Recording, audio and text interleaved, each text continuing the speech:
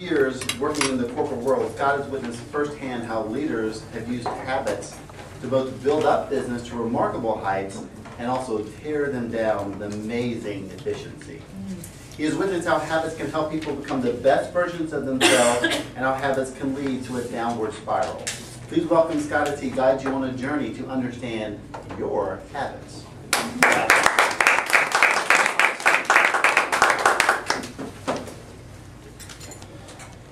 Do you consider yourself a creature of habit? Do you find yourself doing things over and over again, going down the same path time and time again, doing things without even thinking about it? Well, if you do, congratulations, you're human. For some of you, I know it's a relief. But for most of us, it's just how life works. Nature has given us this amazing thing in our brain called the medulla oblongata. Right at the base of our brainstem, between the brainstem and your spinal cord. And it regulates your habits. And why that's so important is because there are things we do in our lives every day that we don't need to expend immense energy on trying to remember how to do it the best way possible. Nature has found a habit loop. And that habit loop is very simple. There's a cue, there's a behavior, and there's some sort of either intrinsic or extrinsic reinforcement. And every time you see that cue, your reinforcement has said, do this. And when you do this, you get what you need. Some habits are very easy. Take, for instance, eating. All of you, I want you to grab your forks. Take a bite of food. Very simple. Did any of you have to think about how you hold your fork? Did you grab it like a weapon ready to stab someone? Did you grab it at the end? What hand did you use? Right hand, left hand? Did you scoop the food with your fork? Did you try to impale it? When you put it in your mouth, did you put it right side up? Did you turn it over? Did you look at your food and say, I don't want this, and throw it at the person across from you? All of those are habits. Imagine if you had to go through every day using the mental energy to figure out, how do I use a fork? And our life is filled with those examples of how to do things time and time again. By the time you got here today, you've used dozens and dozens of habits. I bet you didn't have to think about what shoe to put on first this morning. What leg to put in your pants first this morning. How to sit in your car, where to put your hand on the steering wheel, where to park. Good chance most of us are parked in the same spot we park in every single week. And you probably ordered things that are pretty similar to what you order every single week. And those are great habits to have, but other habits are a lot more impactful in our lives. How do you react to stress? When someone yells at you, I cannot believe you did that. Thomas, congratulations. That was the most amazing thing I've ever seen. I know. There's a habitual reaction.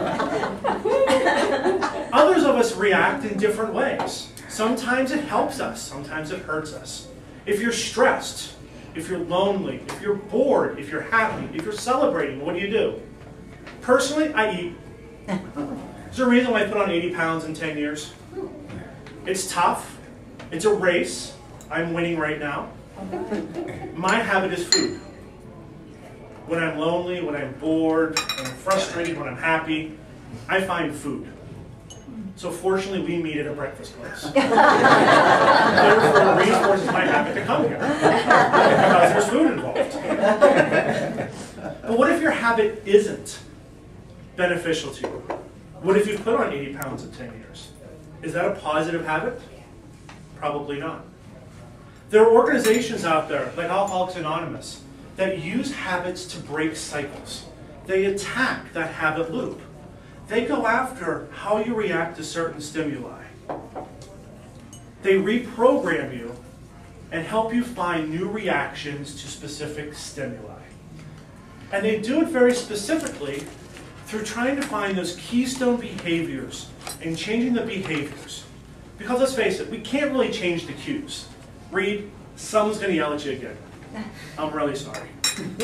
But when they do, perhaps finding a cue outside of crying is a beneficial cue, a beneficial reaction. Thomas, people are going to recognize you for your great work again. But humbleness may be a behavior that you may want to try to incorporate. It's possible.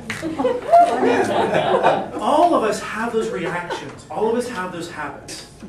And it's up to you to figure out what are those keystone behaviors to be able to ensure that your habits are beneficial to you. And keystone behaviors can be anything from making a bed in the morning, which has been proven to show that if you make your bed first thing when you get up in the morning, you are more likely to exercise throughout the day and more able to exert self-control over the rest of your day. Research has shown it. I didn't make that one up. Research has shown that to be true. There are other great breakthroughs that have come in the science in terms of willpower. The more willpower you can exert over the small things in your life, the more willpower you can use to create other aspects of your life. If you can use willpower to say, I'm going to eat oatmeal in the morning instead of an omelet, then that's going to help retrain your brain to use habits in a more effective way. You're never going to be able to walk away from your habits. You're human.